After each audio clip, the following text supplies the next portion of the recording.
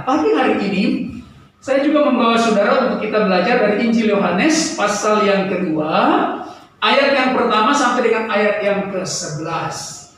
Saya pikir ini teks yang atau bagian firman Tuhan yang sangat biasa buat Bapak Ibu dan saya. Percaya ya Bapak Ibu Saudara ya? Saya percaya itu bahwa ini teks yang sangat biasa, yaitu tentang peristiwa perkawinan di Kana. Mungkin tidak perlu baca, Bapak Ibu sudah tahu, apalagi yang pernah melewati sekolah minggu ya. Tetapi saya ingat satu cerita dan itu cukup bagus. Ada satu gereja, mereka mencari seorang pendeta, seorang gembala. Dibuatlah kriteria, dibentuk panitia, lalu dibuat kriteria, prosedur, aturan atau syarat seorang gembala yang akan diterima menjadi gembala di tempat itu. Kemudian panitia ini jalan cari, wah semua tempat mereka cari, nggak dapat. Lama mereka berdoa lagi sesuai dengan syarat mereka. Nah Bapak Ibu Saudara, syarat mereka pertama, gembala itu harus pintar khotbah, ahli komunikasi lah gitu ya, komunikator yang baik. Kemudian dia seorang konselor yang baik, seorang ahli tafsir yang baik, punya sikap yang luas, pokoknya sangat perfect sekali gitu Bapak Ibu Saudara ya. Saya pikir itu wajar juga. Nah Bapak Ibu Saudara, mereka cari-cari lama nggak dapat, akhirnya dapat. Lalu tibalah hari penabisan. Ketika pendeta atau gembala ini dilantik, biasa ada khotbah perdana. Lalu dia menyampaikan sebuah khotbah yang luar biasa, sangat memenuhi ekspektasi atau harapan dari jemaat dan panitia. Wah, mereka tahu panitia ini yang cari gembala ini hebat memang tahu. Nah, Bapak Ibu Saudara, minggu depannya datang orang lebih banyak karena mereka kasih tahu datang kok. Pendeta gembala khotbahnya mantap sekali. Nah Bapak Ibu, ketika ibadah berlangsung, tiba pada saat mau khotbah, ternyata pendeta ini yang baru saja dihabiskan minggu lalu dengan khotbah perdananya, ketika dia membuka ayat firman Tuhan, dia buka ayat yang sama minggu lalu, teks yang sama, judul khotbah yang sama, semuanya persis seperti yang minggu lalu. Wah, cuma tenang-tenang saja, karena pendeta salah bawa catatan ini, akan penasaran Bapak Ibu ya. Oke lah, mereka pulang. Minggu depan datang, tapi datang dengan suasana penasaran. Berharap pendeta ganti itu teks, ganti firman Tuhan. Ibadah berlangsung, ketika tiba khotbah, sama lagi Bapak Ibu ya. Ayat yang diambil itu persis yang 2 minggu sudah. Minggu pertama, minggu kemarin. Nah sekarang minggu ketiga khotbahnya sama lagi. Judulnya sama, semuanya persis seperti 2 kali khotbah yang lalu. Akhirnya penasaran. Selesai khotbah, ibadah tutup, kemudian pulang. Pendeta juga pulang, gembala pulang, tapi majelis rapat. Kalau minggu depan dia khotbah sama lagi, kita singgah dia. Betul Bapak Ibu, minggu keempat dia khotbah, gembala ini khotbah sama. Tidak ada perbedaan dengan 3 minggu berturut-turut itu. Sesudah selesai ibadah, sebelum pulang, ketua majelis datang dan bilang, Pak Pendeta, bisa kita rapat sedikit? Pendeta sudah pilih, saya sudah khotbah 4 kali ini ya. Nah saudara, ketika tiba di rapat, ketua majelis tanya, Pak Pendeta, kami senang sekali waktu khotbah pertama, luar biasa, semua jemaat senang sekali. Tapi khotbah kedua, ketiga, sampai yang kali keempat ini pendeta khotbahnya sama. Pak Pendeta, tolong kasih tahu kenapa bisa begitu. Pendeta langsung katakan, puji Tuhan. Kaget majelis ya. Puji Tuhan. Pertanyaan itu yang saya tunggu. Kenapa khotbah 4 kali berturut-turut sama terus? Ayatnya tidak berubah. Sekarang saya kasih tahu. Pendeta ini katakan, waktu saya khotbah perdana, saya melakukan tugas pastoral saya. Saya menyusun program, saya menjalankan visitasi. Saya pada selama minggu itu jangan saya lihat yang melakukan khotbah saya di minggu pertama cuma 10%. Jadi saya pikir kurang jelas khotbah. Jadi kurang lagi pada minggu yang kedua. Minggu kedua saya khotbah, saya jalan lagi. Saya jalankan program gereja lagi sebagaimana yang Bapak Ibu harapkan. Tapi kenaikannya 10% saja, 20% yang buat, masih 80% belum buat. Saya pikir masih belum jelas. Saya khotbah lagi yang ketiga. Dan Dan Bapak Ibu tahu, naiknya juga cuma 30%. Jadi masih ada 70% belum mengerti khotbah saya. Jadi saya khotbah lagi. Jadi, ini pendeta katakan, Bapak Ibu majelis, kalau kalian tidak melakukan apa yang saya khotbahkan tadi atau 4 minggu berturut-turut, minggu depan saya khotbah sama lagi. Semua itu pulang lagi jemaat telepon ke majelis, bagaimana nih pendeta jawab Eko, kalau kau tidak bikin tuh khotbah, dia tidak khotbah 4 kali berturut, minggu depan dia khotbah sama lagi. Ternyata pendeta ini khotbah tentang doa. Waktu di kebaktian doa 10%, naik lagi 20%, tapi masih ada sekian persen yang belum melakukan itu. Jadi dia bilang kalau minggu depan tidak datang semua di kebaktian doa, saya khotbah lagi ulang. Bapak Ibu, jam doa langsung sama di kebaktian pagi. Akhirnya minggu kelima pendeta ganti nats lagi. Saya pikir jangan begitu Pak di sini, kalau mereka sudah tahu nih cerita. Kenapa saya ceritakan ini? Walaupun teks ini sudah sering Bapak Ibu dengar, tapi kita perlu diingatkan. Saya membaca beberapa teks firman Tuhan katakan tugas orang hamba Tuhan juga mengingatkan, seperti Petrus katakannya, Rasul Petrus. Saya mengingatkan. Saya juga Bapak Ibu secara pribadi suka membaca buku. Saya sering baca buku itu berulang-ulang. Sampai saya menghayati, saya kuasai, saya ulang lagi, saya baca. Kenapa? Ketika saya mengulang kembali, itu meresap buat saya. Nah, saya pikir juga karena itu dalam Ulangan pasal 6, Tuhan mengajarkan umat Israel berulang-ulang. Waktu tidur, waktu makan, waktu apa saja, berulang-ulang. Malah orang Israel harus tulis di pintu rumahnya, harus ditaruh di dahinya, harus ikat di sini untuk mengingat berulang-ulang. Jadi Bapak Ibu Saudara yang dikasihi dalam Tuhan, hari ini kita belajar ini. Bapak Ibu mungkin sudah pernah dengar. Mari saya ulangi lagi, ya. Mari saya ulangi lagi supaya kita mengalami apa yang terjadi dalam teks ini. Karena kita semua percaya firman Tuhan itu hidup. Amin. Baik, Bapak Ibu Saudara. Nah, mari kita lihat Injil Yohanes pasal yang kedua, ayat yang pertama sampai dengan ayat yang ke-11. Saya baca dengan cepat. Pada hari ketiga ada perkawinan di Kana yang di Galilea dan Ibu Yesus ada di situ. Yesus dan murid-muridnya diundang juga ke perkawinan itu.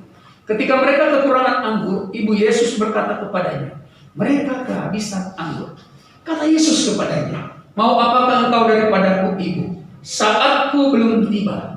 Tetapi Ibu Yesus berkata kepada pelayan-pelayan, apa yang dikatakan kepadamu, buatlah itu. Di situ ada 6 tempayan yang disediakan untuk pembasuhan menurut adat orang Yahudi. Masing-masing isinya 2-3 buyung. Yesus berkata kepada pelayan-pelayan itu, isilah tempayan-tempayan itu penuh dengan air. Dan mereka pun mengisinya sampai penuh. Lalu kata Yesus kepada mereka, sekarang cedoklah dan bawalah kepada pemimpin pesta. Lalu mereka pun membawanya. Setelah pemimpin pesta mengecap air yang telah menjadi anggur itu, dan dia tidak tahu dari mana datangnya.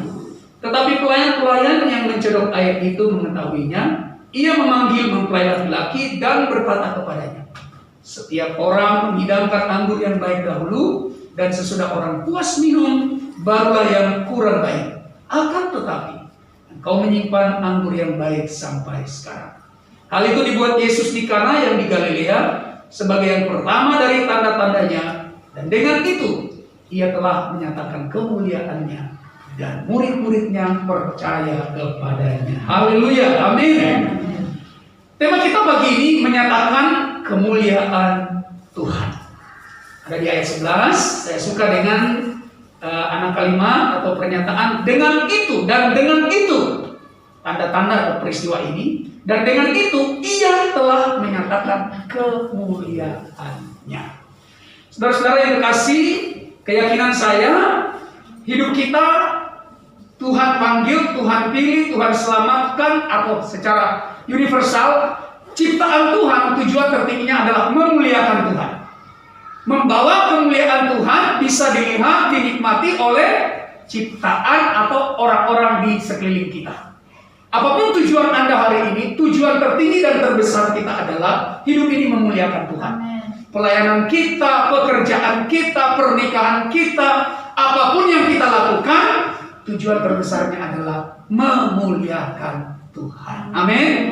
Nah, Bapak Ibu, dalam cerita ini ada beberapa proses yang terjadi untuk memuliakan Tuhan. Karena teksnya bunyinya, dan dengan itu.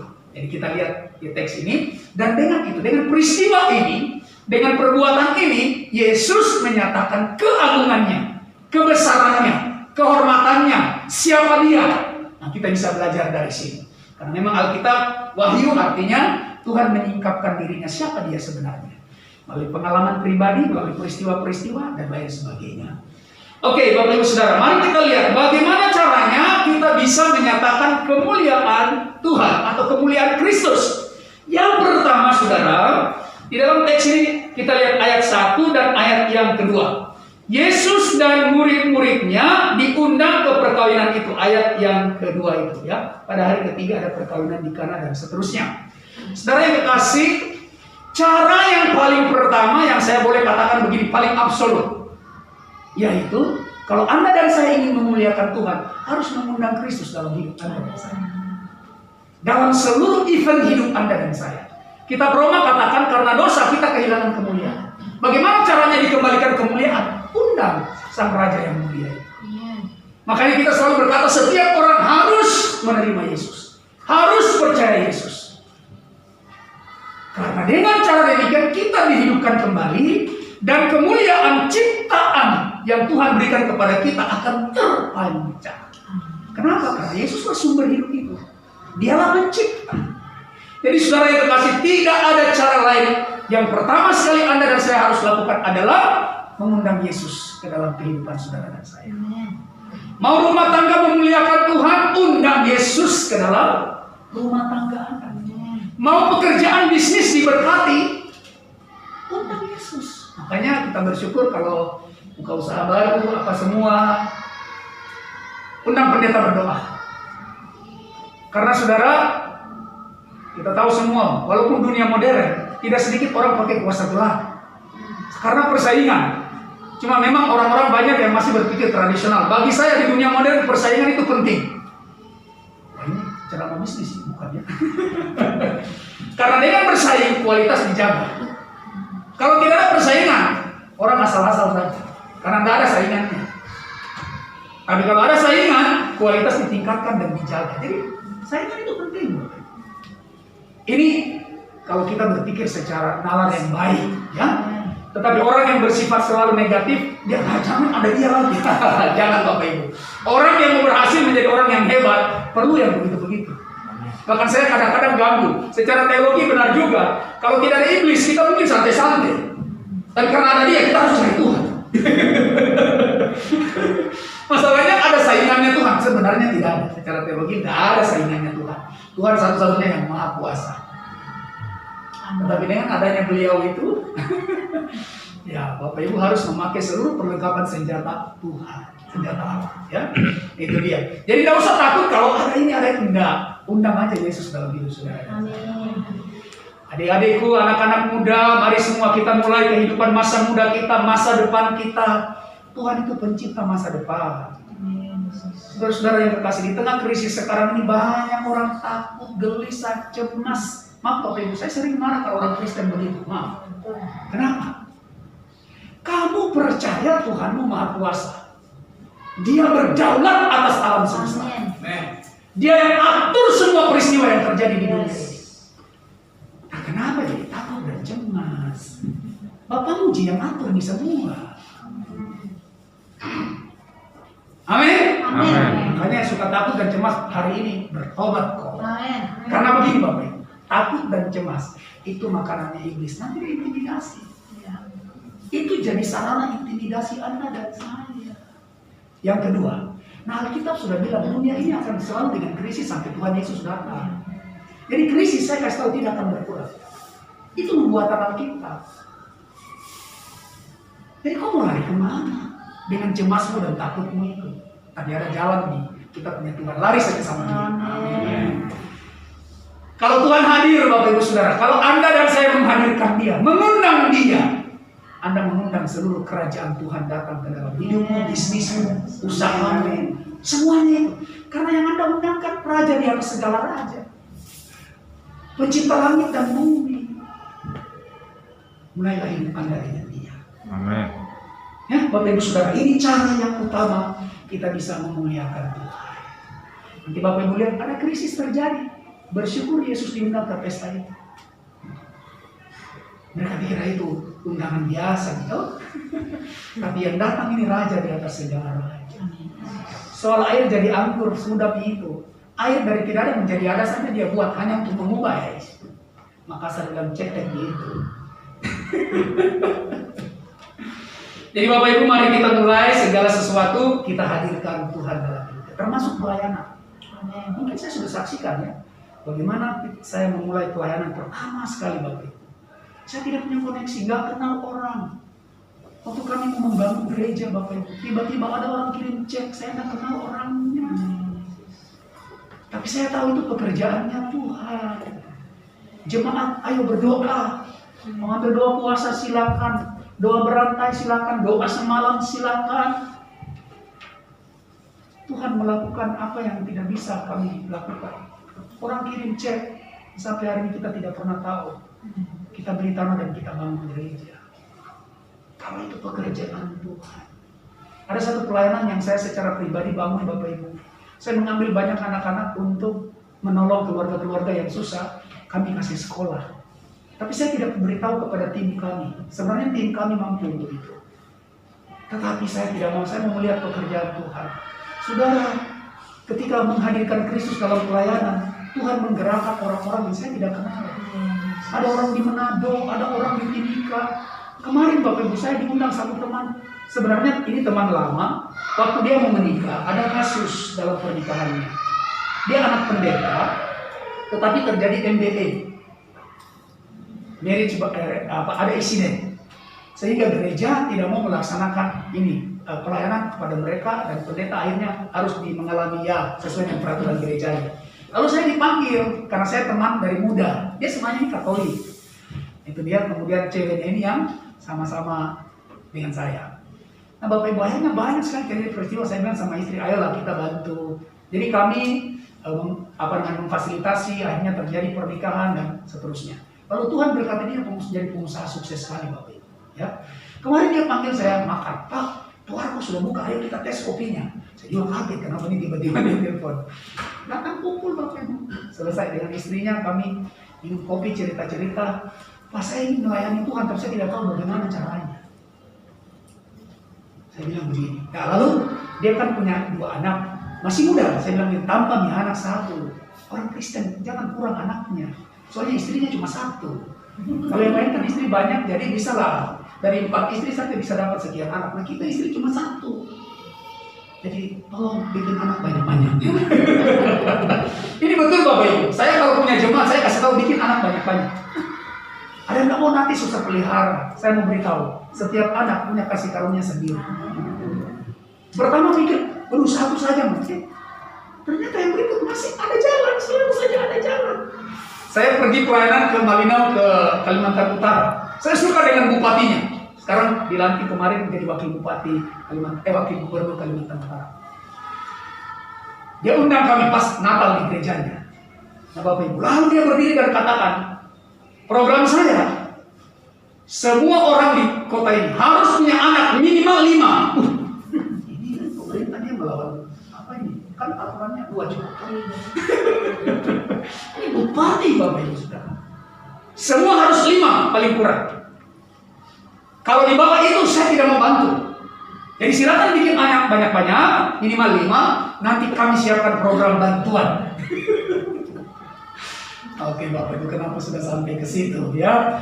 Nah saudara yang dikasih dalam Tuhan, mari kita mulai dengan Tuhan. Nah teman kemarin ketika dia tanya itu, saya mau melayani Tuhan, tapi apa yang saya lakukan? Saya bilang begini, saya ada proyek, saya bantu anak-anak,